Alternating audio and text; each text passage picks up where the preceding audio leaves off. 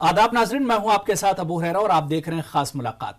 नाजरीन, आज खास मुलाकात में मेरे साथ बहुत अहम शख्सियत डॉक्टर शारिक अकील साहब मेरे साथ मौजूद हैं, जो किसी तारुफ के मोहताज नहीं हैं। डॉक्टर शारिक अकील साहब हरफन मौला शख्सियत के मालिक हैं। डॉक्टर शारिक अकील साहब अलीगढ़ मुस्लिम यूनिवर्सिटी में चीफ मेडिकल अफसर हैं। इनके अलावा अगर हम बात करें तो AMU ऑफिसर्स एसोसिएशन के आप सदर भी हैं। और मैं तो यहाँ तक कहूँगा, क्योंकि मैंने अपने ज़माने तालिब इल्मी में अलीगढ़ मुस्लिम यूनिवर्सिटी में डॉक्टर शारिक अकील साहब को बहुत करीब से देखा है। डॉक्टर शारिक अकील साहब एक मुशफ़िक़ उस्ताद हैं, और इसके अलावा अगर मैं बात करूं तो डॉक्टर शारिक अकील साहब एक बहुत अच्छे स्पीकर और बहुत अच्छे डिबेटर भी हैं। लेकिन क्योंकि मौका फ़रीज़ा हज का है और आने वाले कुछ दिनों में सफ़र हज की शुरुआत होने जा रही है, ऐसे में हम डॉक्टर शारिक अकील साहब से सफ़र हज पर, फ़रीज़ा हज पर हम बात करेंगे और इसी पर हम फोकस करेंगे, क्योंकि डॉक्टर शारिक अकील साहब को सफ़र हज या फ़रीज़ा हज पर बहुत कमाल हासिल है। 15 साल से आप आज़मीन हज की ट्रेनिंग करते हैं और इसके अलावा 4 बार बतौर हज मिशन पर सऊदी अरब भी आप जा चुके हैं। तो डॉक्टर शारिक अकील साहब से हम तफसीली बातचीत करेंगे। डॉक्टर साहब मेरे साथ मौजूद हैं। डॉक्टर शारिक अकील साहब, न्यूज़ 18 उर्दू में आपका बहुत इस्तकबाल करते हैं। शुक्रिया बहुत बहुत। शारिक अकील साहब, क्योंकि फ़रीज़ा हज की अगर हम बात करें और सफ़र हज की बात करें तो कहा जाता है कि फ़रीज़ा हज जो है वो माली इबादत तो है, लेकिन उससे कहीं बढ़कर ये जिस्मानी फ़रीज़ा है, जिस्मानी इबादत है बल्कि। ऐसे में मेरा पहला सवाल आपसे यही है कि जो आज़मीन हज पर जाने वाले हैं उन्हें कितने दिन पहले अपनी तैयारी करनी चाहिए और किस तरह की जिस्मानी तैयारी होनी चाहिए आज़मीन की? बिल्कुल, आपने बहुत अच्छा सवाल किया। देखिए, हमें ये समझना चाहिए कि ये वो इबादत है जो हम ज़िंदगी में एक बार करते हैं। बेशक नमाज में अगर हमसे कुछ कमी रह जाए तो हम उसे दोहरा सकते हैं, रोज़े में कुछ कमी रह जाए तो क़ज़ा रख सकते हैं रमज़ान के बाद। लेकिन हज तो वो इबादत है जिसे आपको अर्ज़ मुक़द्दस भी करना है, और अगर वहाँ से कोई आपको खुदा न खास्ता कुछ कमी बेशी रह जाए तो फिर आप कफ़े अफसोस ही मलते रह जाएंगे आने के बाद। तो ज़ाहिर है कि हमें तैयारी भी उसी हिसाब से करनी चाहिए, क्योंकि ये वो अजीम तरीन इबादत है जिसमें आपका अच्छा खासा सरमाया भी लग रहा है। और आपने सही फरमाया, ये माली इबादत भी है, ये रूहानी इबादत भी है, और ये बहुत बड़ी जिस्मानी इबादत भी है। यानी बाकी इबादत में भी थोड़ी अच्छी जिस्मानी ताकत की ज़रूरत है, लेकिन यहाँ तो मुसलसल चलना है।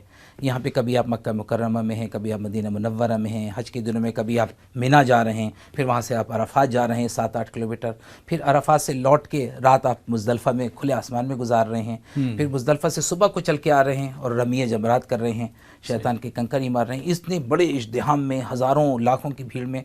तो ज़ाहिर है कि ये इस बात का मुतकाज़ी है सफ़र कि आपकी सेहत, जिस्मानी सेहत भी मजबूत हो। आज़मीन को मेरा मशवरा ये है कि वो कम से कम 2-3 महीने पहले चहलकदमी करें, तेज़ चलने की आदत, मॉर्निंग वॉक कम से कम करें।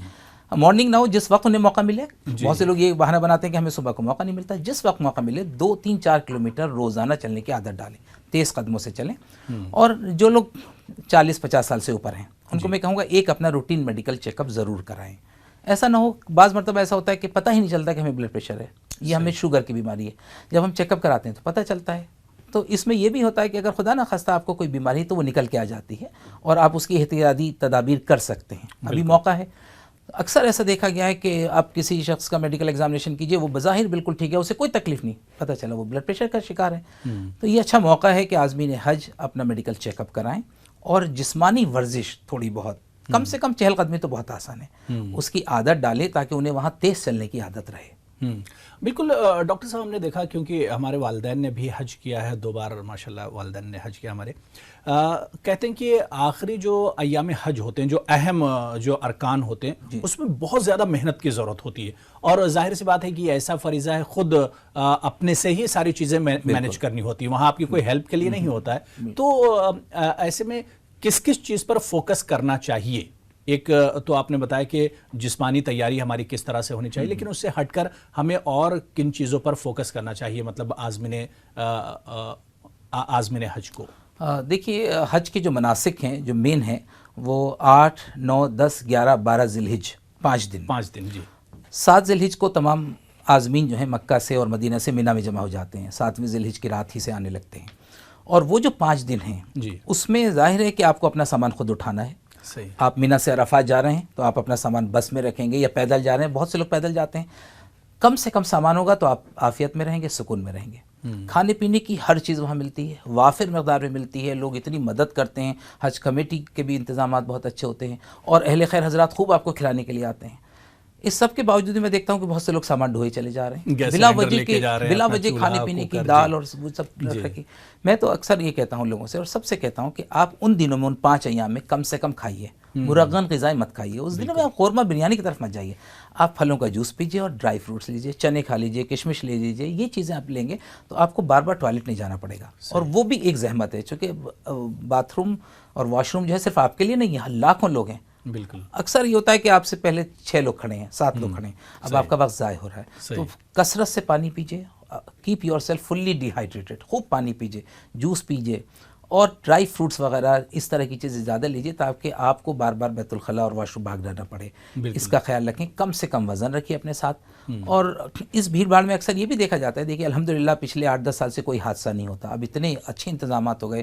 رمی جمرات کے موقع کے اوپر اکثر حادثات ہو جاتے تھے، 1-2 واقعات کا تو میں چشمدید گواہ ہوں جب میں شروع میں گیا، لیکن الحمدللہ بالکل انسیڈنٹ فری حج ہو رہا ہے، بہت اچھے انتظامات ہیں۔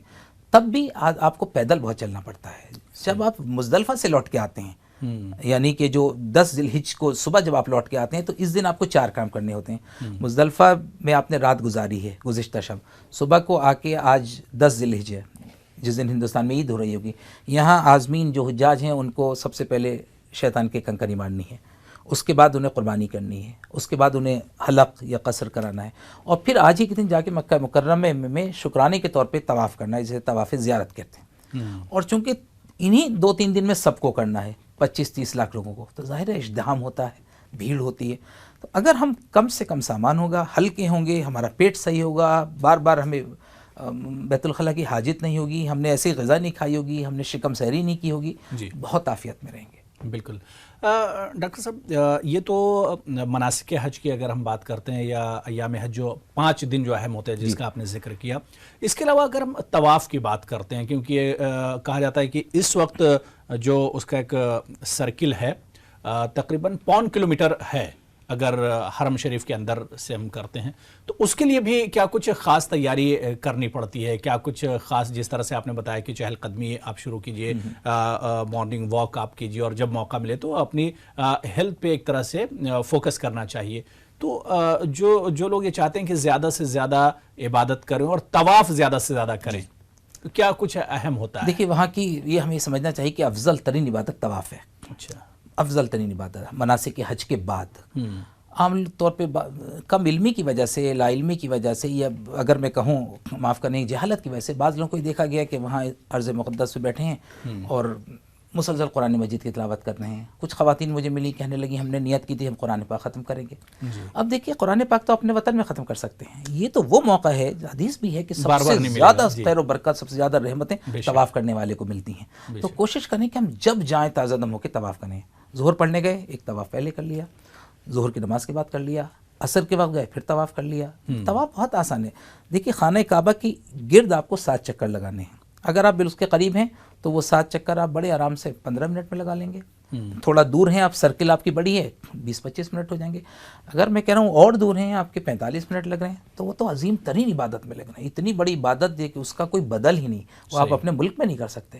تو وہاں جا کے اس لیے تھوڑی جانا ہے کہ نفل پڑھیں اور قرآن مجید کی تلاوت کریں، وہ تو نعمتیں تو ہمارے یہاں اپنے یہاں بھی موجود ہیں۔ بالکل پورا کا پورا کوشش یہ کرنی چاہیے، لیکن اس میں کوئی ایڈیشنل محنت کی ضرورت نہیں، چونکہ طواف بہت آہستگی سے کیا جاتا ہے، بڑی سنجیدگی اور وقار کے ساتھ بھاگنا دوڑنا نہیں ہوتا، آہستہ آہستہ طواف، کسی کو تکلیف بھی نہ ہو اور اتنی بھیڑ نہیں ہوتی۔ دیکھیے حجاج جو ہمارے جاتے ہیں الحمدللہ 35-40 دن پہلے جا رہے ہیں۔ اب دیکھ رہے ہیں کہ جولائی کے پہلے ہفتے سے فلائٹ شروع ہو رہی ہے، حج ہوگا 10-11-12 میں جا کے، تو اس وقت بہت مناسب موقع ہوتا ہے، بہت تھک بھیڑ نہیں ہوتی، سکون کے ساتھ، اطمینان کے ساتھ۔ زیادہ تر ممالک کے لوگ 15-20 دن کے لیے آتے ہیں، تو آپ کو بہت موقع ہے کہ آپ سکون سے ان دنوں میں جو پہلے جا رہے ہیں وہ طواف کریں، اور کثرت سے طواف کریں، بار بار طواف کریں، جب موقع ملے طواف کریں، اس سے بڑھ کے کوئی عبادت نہیں ہے۔ بالکل۔ میں نے دیکھا کہ شارق عقیل صاحب، جس طرح سے جو باتیں آپ نے شروعات سے ابھی تک بتائیں، کہ 2 چیزیں ہیں، ایک تو آپ کو وہاں پر زیادہ سے زیادہ عبادت کرنا ہے، عبادت پر ہی فوکس کرنا ہے، ظاہر سی بات ہے آپ نے اتنا مال خرچ کیا ہے، تو ایک طرف آپ کو عبادت کرنا، دوسری طرف بیماریوں سے بھی بچنا ہے، کیونکہ اتنی بڑی تعداد میں 20 سے 25 لاکھ لوگ ہوتے ہیں اور پوری دنیا سے ہوتے ہیں یہ لوگ، تو ایسے میں آپ کو بیماریوں سے بھی بچنا ہے۔ اب سوال یہ اٹھتا ہے کہ کون سی ایسی بیماری ہو سکتی ہیں جو بھیڑ بھاڑ میں ہو سکتی ہیں، یا اس سے کیسے بچا جا سکتا ہے، کس طرح کے قدم وہاں کی سرکاریں اٹھاتی ہیں، اور کیا کچھ تیاریاں آپ لوگ یہاں سے کرتے ہیں؟ دیکھیے ابتدا تو ہندوستان سے ہی ہو جاتی ہے، ہم ویکسینیشن کرتے ہیں حجاج کا، میننگو کوکل ویکسین، اور جو ضعیف المر حجاج ہیں ان کو ہم انفلوئنزا ویکسین بھی لگاتے ہیں۔ تو پہلی تو یہ ہوگا، بھیڑ بھاڑ میں سب سے زیادہ جو امکان ہوتا ہے وہ آپ جانتے ہیں کمیونیکیبل ڈیزیز کا ہوتا ہے نا، تو سب کی میڈیکل جانچ ہوتی ہے، تو اس طرح کے تو لوگ وہاں پہنچتے نہیں کہ ان کو کوئی چکن پاکس ہو رہا ہے یا اس طرح کی چیز ہو رہی ہے، البتہ جس چیز کا امکان ہے اس کا ٹیکہ لگا لیتے ہیں، لیکن تب بھی بھیڑ بھاڑ کے علاقوں میں ایک دوسرے کے ساتھ رہنے سے کھانسی کی وبا ایک بہت عام ہے، جو تقریباً بہت لوگوں کو ہوتی ہے، اور وہ اس لیے بھی ہو جاتی ہے کہ ہمارے جو بر صغیر کے حجاج ہیں ان کو ہی پتہ نہیں رہتا، وہ جب زمزم پہلے دن سے پینا شروع کرتے ہیں تو وہ بہت چلڈ زمزم پی لیتے ہیں، جبکہ زمزم کی ہر کین کے اوپر لکھا ہے غیر مبرد، اگر 8-10 کین رکھی ہے تو اس میں 2-3 یس، تو سب کین پہ چلڈ پانی ہے، لیکن نیلے بہت نمایاں رنگ سے لکھا رہتا ہے غیر مبرد، یعنی یہ نارمل ٹیمپریچر پہ زمزم ہے، ٹھنڈا نہیں ہے، اور وہ لوگ پیتے ہیں۔ اچھا، چونکہ وہاں جوس وغیرہ بہت وافر مقدار میں بہت سستے ملتے ہیں، نہیں پانی مہنگا ہے اور تمام فروٹ جوسز سستے ہیں، تو لوگ فروٹ جوسز پیتے ہیں، اس میں بھی بہت احتیاطی کرتے ہیں، وہ چلڈ پیتے ہیں۔ ہندوستان میں لوگوں کو عادت نہیں ہے، ہزاروں لاکھوں حجاج ایسے ہوتے ہیں جو پہلی بار بیچارے اپنے وطن سے نکلے ہیں، کبھی وہ دلی تک نہیں گئے، اب ایک دم وہاں پہنچ گئے، تو لاپرواہی میں وہ چلڈ جوس پی رہے ہیں، چلڈ پانی پی رہے ہیں، زمزم پی رہے ہیں، تو اسی دن سے گلا خراب ہو گیا، اب وہ کھانستے ہیں، تو وہ کھانسی ظاہر ہے اتنی بھیڑ میں کھانس رہے ہیں تو بہت لوگوں کو لگتی ہے، بالکل، تو اس کا خیال رکھنا چاہیے ہمیں کہ ہم چلڈ واٹر نہ پئیں، چلڈ جوس نہ پئیں۔ دوسرا، میں اکثر لوگوں کو یہ حج کی ٹریننگ میں بتاتا ہوں کہ آپ ایک ماسک جو ہوتا ہے بس آرام سے ملتا ہے کیمسٹ کے، ماسک لگا لیا کیجیے، اور ماسک سے آپ بہت سیف ہو جاتے ہیں، اگر کوئی آپ کے ارد گرد کھانس رہا ہے آپ اس کو روک نہیں سکتے، آپ کم سے کم محفوظ ہو جاتے ہیں۔ تیسری چیز یہ کہ گرمیوں میں ڈیہائیڈریشن کی شکایت، پانی کی کمی کی شکایت زیادہ ہوتی ہے، اس کے لیے میں نے بتایا خوب پانی پئیں، اور جو لوگ بیماری سے کسی بیماری میں گرفتار ہیں، بلڈ پریشر، شوگر خاص طور سے یہ بہت ہوتا ہے، اور یہ 40 سال کے بعد کے لوگوں میں زیادہ ہوتا ہے۔ ایک عقیدت کی انتہا یہ ہوتی ہے کہ ہم وہاں جا کے دوا چھوڑ دیتے ہیں، ارے صاحب زمزم ہے انشاءاللہ سب ٹھیک ہے، زمزم میں شفا ہے، لیکن اللہ نے احتیاط بھی بتائی ہے۔ بالکل، بہت لوگ کو میں نے دیکھا کہ ان کو بیچاروں کا ہارٹ اٹیک اس لیے آ گیا کہ انہوں نے آتے ہی بلڈ پریشر کی دوا چھوڑ دی، اور محنت بہت پڑ رہی ہے، تو اس کا ضرور خیال رکھیں کہ جو اپنی دوا ہے دوا کو جاری رکھیں، وہاں آپ کو محنت پڑ رہی ہے، وہاں بلڈ پریشر بڑھنے کا اندیشہ زیادہ ہے، تو اللہ پہ بھروسہ اور زمزم کی افادیت اس سے کسی کو ظاہر ہے کہ انکار نہیں ہو سکتا، لیکن یہ بھی ضروری ہے کہ آپ احتیاطی قدم اٹھائیں، دوائیں اپنی رکھیں، دوا تو کرنا سنت ہے، صحیح، ان چیزوں کا اہتمام کریں گے تو انشاءاللہ کسی طرح کی دقت نہیں ہوتی۔ بالکل، تو ناظرین آپ نے سنا اور دیکھا بھی کہ جس طرح سے ڈاکٹر شارق عقیل صاحب بتا رہے ہیں کہ کچھ چھوٹی چھوٹی باتیں ہیں جن کا احتیاط اگر آپ کریں گے تو سفر حج کے دوران، فریضہ حج کے دوران آپ کو پریشانی نہیں ہوگی۔ آپ اگر سفر حج پر جا رہے ہیں تو جسمانی اپنے جسم کا، اپنے اس کا خیال رکھیں، اور اس کے علاوہ جو بات شارق عقیل صاحب نے ایک بڑی چھوٹی سی بات انہوں نے کہی کہ زمزم کو عام طور سے جو عازمین ہوتے ہیں، جو حجاج ہوتے ہیں، وہ ٹھنڈے زمزم کو پینا پسند کرتے ہیں، لیکن کوشش یہ کی جائے کہ نارمل جو زمزم ہو، نارمل جو مشروبات ہوں انہی کا استعمال کیا جائے تاکہ چھوٹی موٹی بیماری سے بچا جائے، کیونکہ ایام اور مناسک جو حج ہوتے ہیں، ایام جو حج ہوتے ہیں وہ بہت امپورٹنٹ ہوتے ہیں، اور وہ آپ کے سفر حج کے ایک طرح سے اگر کہا جائے کلائمیکس ایک طرح سے ہوتا ہے۔ چھوٹا سا یہاں پر ہم بریک لیں گے، لیکن بریک کے اس پار بھی سفر حج سے جڑی ہوئی جو اہم باتیں ہیں اس پر لگاتار ہم چرچا کریں گے۔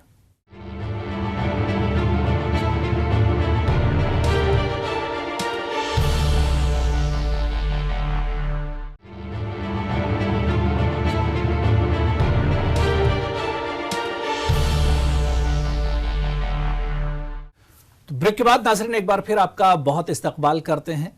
خاص ملاقات میں آج میرے ساتھ بہت اہم شخصیت ڈاکٹر شارق عقیل صاحب ہیں، اور ڈاکٹر شارق عقیل صاحب سے ہم بات کر رہے ہیں سفر حج میں عازمین حج یا حجاج کو کیا کچھ پریشانیاں ہوتی ہیں اور ان پریشانیوں سے کس طرح سے بچا جا سکتا ہے۔ ہم اپنی گفتگو کو شروع کریں گے۔ ڈاکٹر شارق عقیل صاحب، کیا کچھ اقدام کیے جاتے ہیں، کیونکہ آپ انچارج بھی رہے جدہ میں، ہندوستانی جو شفا خانہ تھا اس کے انچارج بھی آپ رہے، تو ہندوستانی اگر یہاں کی سرکار کی ہم بات کریں تو کس طرح کے قدم یہاں کی سرکار اٹھاتی ہے اور پھر وہاں کی سرکار سے کس طرح کا سپورٹ ملتا ہے؟ دیکھیے، یہ ایک بہت ہی زبردست مینجمنٹ ایکسرسائز ہے جی حج کا سفر، اور عام طور پہ آپ نے لوگوں کو سنا ہوگا، کہتے ہیں کہ اللہ ہی کرا دیتا ہے ورنہ کسی کے بس کا نہیں ہے. بات تو صحیح یہی ہے. لیکن الحمدللہ ہمارے یہاں حج کمیٹی، ہماری وزارت خارجہ اور ہمارے جو عملہ جاتا ہے ہندوستان کا انڈین میڈیکل مشن، جس میں ڈاکٹرز، پیرامیڈیکل اسٹاف، نرسز جاتی ہیں، وہ بہت محنتی ہوتے ہیں. اور وہاں جا کے تو ایک عقیدت اور جذبے کے تحت لوگ بہت محنت کرتے ہیں. میں نے دیکھا اپنے میڈیکل اسٹاف کو 24 گھنٹے لگے رہتے ہیں. تو مکہ مکرمہ کے اندر ہمارے 10 سے زیادہ شفا خانے بنتے ہیں ہندوستان کے. جی ہندوستانی. اور حجاج کے پہنچنے سے کافی پہلے، ایک ہفتے پہلے ہم پورا انتظامات درست کر دیتے ہیں. جب حجاج جدہ میں اترتے ہیں یا مدینہ منورہ میں اترتے ہیں، وہاں پہ شفا خانہ ہے. مثال کے طور پہ بہت سے لوگ ایسے ہیں جنہوں نے زندگی میں پہلی بار سفر کیا جہاز کا، ان کے پیروں میں سوجن آ گئی، ان کو کوئی اور دقت آ گئی، ان کو الٹی آنے لگی، اترتے ہی شفا خانہ موجود ہے. اور ہندوستانی شفا خانہ سب سے بڑا ہے جو ایئرپورٹ پہ ہے. اس میں تو میں ہندوستانی حکومت کو داد دینا چاہوں گا کہ دوسرے ممالک کا ہم نے جائزہ لیا. ان ممالک کے جو میڈیکل ٹیم ہے وہ اتنی مستعد اور اتنی فعال نہیں ہوتی، نہ ان کے ایسے وافر انتظامات ہوتے ہیں. الحمدللہ ہندوستان سے اس بار بھی دنیا میں دوسرے نمبر پر سب سے زیادہ حجاج ہمارے یہاں سے جا رہے ہیں، انڈونیشیا کے بعد. اور اگلی سال تو امکان یہ ہے کہ شاید سب سے زیادہ ہندوستان سے ہوں گے، انڈونیشیا سے بھی زیادہ ہوں گے. تو اس حساب سے ہمارے انتظامات بھی ہوتے ہیں. تمام دوائیں، ہر طرح کی دوا جس کی ضرورت پڑ سکتی ہے وہاں پہ وافر مقدار میں، یعنی جیسے ہم کہتے ہیں ان ابنڈنس ہوتی ہے، بچ جاتی ہے ہر بار. کف سیرپس، ملٹی وائٹامنس، کیلشیم، اس طرح کی چیزیں، سپورٹنگ جو میڈیسن ہوتی ہیں وہ بھی رہتی ہیں. اسی طرح مدینہ منورہ میں ہمارے 4 برانچز میں جہاں جہاں حجاج ٹھہرے ہیں اس کے ودن 1 کلومیٹر ہمارا کوئی ہاسپٹل ضرور ہوگا، مدینہ منورہ بھی، مکے میں بھی.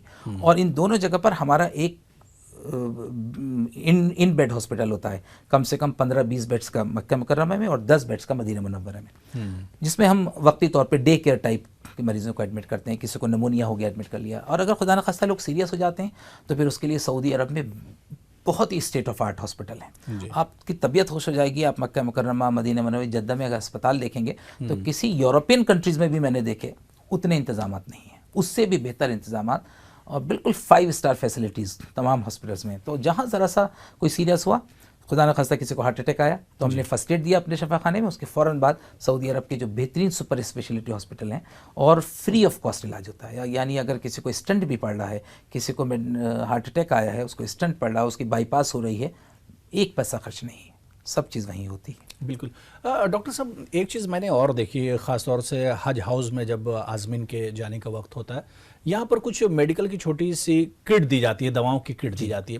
کیا کچھ مشورہ دینا چاہیں گے عازمین حج کو جو پہلی بار جا رہے ہیں یا جو حج کرنے کے لیے روانہ ہو رہے ہیں، کہ انہیں کچھ دوائیں اپنے ساتھ بھی رکھنی چاہیے کہ جہاز میں اگر کچھ ہو جاتا ہے یا وہاں پر اترنے کے بعد، حالانکہ آپ نے جو انتظامات بتائیں کہ جو ہماری سرکار کرتی ہے یا سعودی کی جو سرکار کرتی ہے وہ بالکل A1 ہوتی ہے، لیکن اس کے علاوہ کیا کچھ ایسی کچھ دوائیں ہیں جو اپنے پاس عازمین کو رکھنی چاہیے؟ دیکھیے، وہ جو حج کمیٹی کے لوگ کٹ دیتے ہیں وہ دواؤں کی کٹ، یہ میڈیکل کٹ نہیں ہوتی. جی. چونکہ دوا کے لیے تو حکم یہ ہے کہ وہ انڈر اسٹرکٹ میڈیکل سپرویژن لینی چاہیے. ہم کوئی دوا، ہم بروفن بھی نہیں دے اس لیے نہیں دے سکتے، ہم نے بتایا نہیں کسی کو، کس نے پیراسٹامول یا بروفن خالی پیٹ کھا لی تو اس سے اس کو تکلیف ہو جائے گی، بہت سخت نقصان ہو سکتا ہے، اس کو خون کی بلیڈنگ ہو سکتی ہے. اس لیے جو وہ چیز دی جاتی ہے اس میں دوائیں نہیں ہوتی.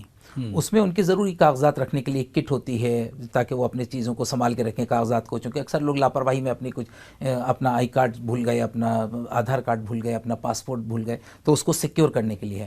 البتہ ہم یہ کہیں گے کہ اپنی جو دوائیں کھاتے ہیں، جو لوگ ریگولر دوائیں کھاتے ہیں، بلڈ پریشر کی، تھائرائڈ کی، ڈائبٹیز کی، وہ ضرور کم سے کم 45 دن کی دوائیں وہ ضرور لے کے جائیں. اور ملٹی وائٹامنس تو رکھنا چاہیے سب کو. خاص طور سے ایام حج میں محنت بہت پڑتی ہے، اسٹریس بہت پڑتا ہے. اگر ہم وائٹامن بی کمپلیکس ہے، بیکاسول ہے اور کیلشیم، اور اسی طرح خواتین میں وائٹامن D3 کی بہت کمی ہوتی ہے آج کل تو بہت ہے. تو وائٹامن D3 کا جو کیپسول آتا ہے 60,000 یونٹس کا، وہ آپ پہلے سے لینا شروع کر دیں، ابھی سے لینا شروع کر دیں، ہر ہفتے لے لیں. کیلشیم کچھ لیتے رہیں، کچھ ملٹی وٹامنس لیتے رہیں. اور یہ وہاں ہر چند کے یہ وہاں پہ بھی مل جاتے ہیں. لیکن یہ دوائیں آپ کے ساتھ رہیں گی. جب کچھ پین کلرز چونکہ چلنے سے اکثر یہ ہوتا ہے بہت زیادہ شروع کے دنوں میں جب آپ نے طواف کیا جذبہ بھی بہت تیز، ایمان بھی بہت باڈی پین ہو رہتا ہے، تو باڈی پین ہو رہا ہے، لیگ کریمپس ہو رہے ہیں، آپ کی پنڈلیوں میں درد ہو رہا ہے، اس وقت آپ پیرسٹامول یا بروفن وغیرہ اس طرح کی چیز لے کے آپ کو کافی عافیت ہو جاتی ہے. لیکن جب بھی لیں پین کلر ہمیشہ خالی پیٹ نہ لیں، کچھ کھا کے لیں اور کوشش کریں کہ دودھ وغیرہ کے ساتھ لیں. بالکل. کیونکہ ڈاکٹر صاحب کئی بار آپ سعودی عرب جا چکے ہیں ماشاءاللہ، اور حج مشن میں بھی آپ حصہ رہے ہیں. ایک چیز میں آپ سے اور سمجھنا چاہوں گا، کیونکہ سعودی عرب یا مکہ مکرمہ اور مدینہ منورہ کی اگر ہم بات کرتے ہیں، بہت مختصر میں چاہوں گا کہ کیا وہاں پر بھی دھوکہ دڑی یا اس طرح کے واقعات ہوتے ہیں؟ کیا وہاں پر بھی ہمیں ہوشیار رہنے کی ضرورت ہوتی ہے؟ کیونکہ بھیڑ بہت زیادہ ہوتی ہے، مجمع بہت زیادہ ہوتا ہے. کیا جو مانگنے والے ہوتے ہیں ان سے ہوشیار رہنے کی ضرورت ہے، یا کیا کچھ چیزیں ہیں جو آپ کے ساتھ کوئی واقعہ ہوا ہو، ہوشیار کن سے رہنا ہے؟ بالکل. یہ آپ نے بہت اچھا سوال کیا. عام طور پہ ہمارے ہندوستانی لوگ اتنے سادہ لو ہوتے ہیں، وہی سمجھتے ہیں کہ مکہ مدینہ میں تو کوئی برائی نہیں ہے. بالکل. یہ ہم ٹھیک ہے، اچھی بات ہے، ہماری تمنا ایسا ہی ہو، لیکن میں نے خود ایسے واقعات دیکھے ہیں کہ طواف کرتے کرتے آرام سے جیب مار دی، اور وہ جو ایک بیلٹ ہوتی ہے جو آپ لگاتے ہیں، ذرا سا بلیڈ لگایا وہ نکل گیا. تو دیکھیے دیکھیے ہر جگہ ہے، اور اللہ تعالیٰ نے یہ ظاہر اس کو کھلی چھوٹ دی ہوئی ہے، تو وہاں پہ بھی وہ یہ حرکتیں کرتے ہیں. ذرا سی لاپرواہی میں خواتین اکثر یہ ہوتا ہے کہ واش روم گئیں اور انہوں نے پرس کو باہر چھوڑ دیا، غائب.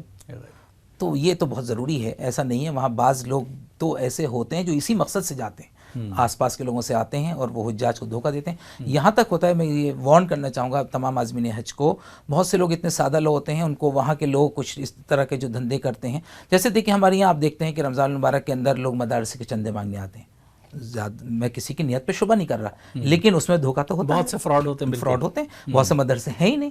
اسی طرح آپ سے آ کے کہیں گے آپ قربانی ان لوگوں سے مت کریے، اپنے ہاتھ سے کریے، جبکہ وہاں اجازت نہیں ہے قربانی کرنے کی، وہاں مقام ذبیحہ گاج وہیں کرنا ہے. لیکن وہ آپ کو کہیں گے نہیں، آپ اپنے ہاتھ سے کیجیے، آپ ہمیں اتنے ریال دے دیجیے، 400-600 ریال دے دیجیے، ہم آپ کو بکرا لا کے دیں گے اور آپ کو لے جائیں گے، آپ اپنے ہاتھ سے کیجیے. سادہ لوگ پیسے دے دیتے ہیں، اور وہ سب فراڈ میرے کئی ڈاکٹرز کے ساتھ ہوا باوجود منع کرنے کے. اس لیے میں کہوں گا کسی قیمت پہ کسی پہ بھروسہ مت کیجیے. آپ کے لوگ آ کے کہیں گے اچھا آپ مراد آباد کے ہیں، دیکھیے ہم بھی مراد آباد کے ہیں، ہم یہاں 30 سال سے ہیں، ہم آپ کو اپنے ہاتھ سے قربانی کرائیں گے، دیکھیے وہ میرا گھر ہے. پتہ چلے گا حج کے بعد آپ دیکھیں گے وہ گھر ہی نہیں ہے، تالا ملے گا وہاں پہ. ہاں، مطلب وہاں پر بھی ہوشیار رہنے کی ضرورت ہے. بالکل ہوشیار رہنے کی ضرورت ہے. اپنے سامان کا خیال رکھیں، اگر آپ کے پاس کچھ کیش ہے تو ذرا ہوشیار رکھیے، آگے رکھیے، بالکل ہے نا، اور اپنی جیب کو اچھی طرح سیکیور کر کے رکھیں. جب ہم طواف کرتے ہیں تو شروع کے طواف میں تو احرام کی ضرورت ہے، باقی طواف میں تو آپ اپنے کپڑوں میں کرتے ہیں نفلی طواف، اس میں آپ اپنی جیب اور اس کو اچھی طرح سیکیور رکھیں. بالکل. ڈاکٹر صاحب، ایام حج میں یا پورے اس سفر حج کے دوران کوئی دلچسپ واقعہ آپ کے ساتھ اگر ہوا ہو ہمارے ناظرین کے ساتھ شیئر کر سکتے ہیں؟ میں یہ واقعے کو اس لیے بھی سنانا چاہتا ہوں کہ اس میں ایک بڑی عبرت ہے. عبرت یہ ہے کہ ہم لوگ حج کے سفر کو نہ تو پکنک بنائیں، یہ نہ سوچیں کہ ہم اس بار شملہ منالی نہیں گئے تو حج کے سفر پہ گئے، نہ اس کو کسی تجارت سے جوڑیں. یہ خالص تقوی کا سفر ہے، اللہ کی رضا کا سفر ہے، اور اس میں نمود و نمائش سے بچیں. بڑی پریشانی ہوتی ہے جب ہم دیکھتے ہیں کہ ہار گجرے کے ساتھ، ڈھول تاشوں کے ساتھ قصبے سے لوگ جدا ہو رہے ہیں. دیکھیں محبت اور وہ اپنی جگہ، لیکن بھیڑ لے کے آپ ایئرپورٹ جا رہے ہیں. تو میں جدہ ایئرپورٹ پہ بیٹھا تھا، میرے ساتھ 2 سعودی ڈاکٹرز تھے، ہندوستانی شفاخانے. پلین آیا اور ہمارے عازمین حج کے جو سامان اتر رہا تھا، تو ہر جو سوٹ کیس تھا اس کے اوپر حاجی عبدالشکور، حاجی عبدالصمد یہ لکھا ہوا. سعودی ڈاکٹر نے مجھ سے کہا، اس کو دیکھا اور اسے یہ ناگوار گزرا. اس نے مجھ سے کہا کہ دکتور شارق، آپ یہ بتائیے کہ ہزاروں سالوں سے حج ہو رہا ہے، دنیا میں سب سے اچھا حج کس نے کیا ہے؟ میں سمجھا نہیں وہ پوچھنا کیا چاہتا ہے. اس نے کہا کہ بس سمپل سوال ہے، دنیا میں سب سے اچھا حج کس نے کیا ہے؟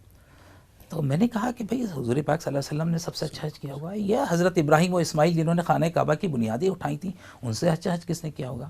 اس نے کہا نہیں لالا، حجاج فی الہند سب سے اچھا حج کرتے ہیں.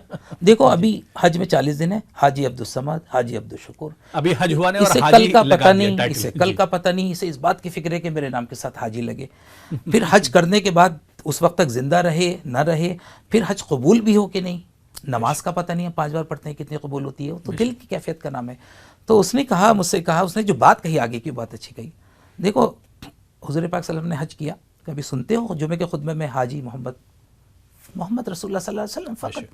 حضرت ابو بکر نے کیسا حج کیا ہوگا، امیر حج تھے، کبھی سنا آپ نے ابو بکر حاجی ابو بکر صدیق جمعے کے خطبے میں حضرت عمر نے 10 بار سے زیادہ امیر حج رہے. اس نے کہا فقط عمر بن خطاب.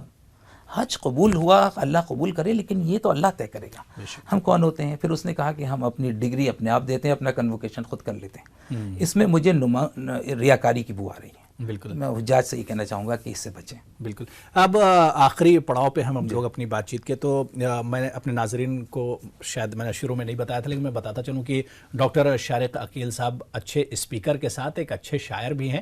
ڈاکٹر شارق عقیل صاحب نے مدینہ منورہ میں بیٹھ کر جو نعت پاک کہی ہے، گزارش کریں گے کہ وہ ہمارے ناظرین کو نعت پاک ضرور آپ سنائیے. یہ تو میری سعادت کی بات ہے. اللہم صلی علی محمد بارک وسلم. دیکھیے یہ شعر اللہ نے کرا ہے وہاں پر. ایک گناہ گار کیسے کہے نعت پاک، ایک گناہ گار کیسے کہے نعت پاک. وہاں ایک عجیب کیفیت ہوتی ہے روضہ مبارک پہ، جب سراپا ہم گناہ میں ملوث ہیں، جب وہاں پہنچتے ہیں اور اتنی رحمت العالمین کے سامنے ہوتے ہیں تو خود بخود آنسو جاری ہوتے ہیں. ایک گناہ گار کیسے کہے نعت پاک، آنکھ شبنم کرے پھر کہے نعت پاک. بہت خوب، سبحان اللہ. دل ورق ہو لہو روشنائی بنے، دل ورق ہو لہو روشنائی بنے اور اشکوں سے تحریر ہو نعت پاک. بہت خوب، سبحان اللہ سبحان اللہ. نعت میری مکمل تو تب ہو حضور، میں پڑھوں آپ سن لیں میری نعت پاک. بہت خوب، سبحان اللہ. اور دیکھیے جو نعت کا تقاضا ہے، نعت سرکار کا تو تقاضا ہی ہے اپنے کردار سے ہو رقم نعت پاک. بہت خوب، سبحان اللہ. اس میں فن کو دخل کچھ بھی حاصل نہیں، اس میں فن کو دخل کچھ بھی حاصل نہیں، حکم رب جب ہوا ہو گئی نعت پاک. بہت خوب، سبحان اللہ. اور آخری شعر جی دیکھیے، اس میں حشر میں جب یہ پوچھیں عمل بھی ہے کچھ، ہنس کے بولوں گا کہاں ایک عدد نعت پاک. بہت خوب، سبحان اللہ سبحان اللہ. دل کے ارماں ہیں، دل کے ارماں ہیں شارق یہ بکھرے ہوئے، ورنہ کیا یہ زباں اور کہاں نعت پاک. بہت خوب، بالکل. اور ڈاکٹر صاحب لگ رہا ہے کہ واقعی میں یہ اسی شہر میں نعت کہی گئی ہے جہاں سے اس کا تعلق ہے، مطلب مدینہ منورہ میں نعت کہی ہے. بہت بہت شکریہ شارق عقیل صاحب ہمارے ساتھ خاص ملاقات میں جڑنے کے لیے. آپ کا بہت شکریہ. ناظرین کو میرا آداب. بالکل. تو ناظرین آج خاص ملاقات میں فی الحال اتنا ہی. اگلے ہفتے پھر کسی اہم شخصیت کے ساتھ آپ سے ملاقات ہوگی. جب تک مجھے اور میری پوری ٹیم کو اجازت دیجیے. آداب.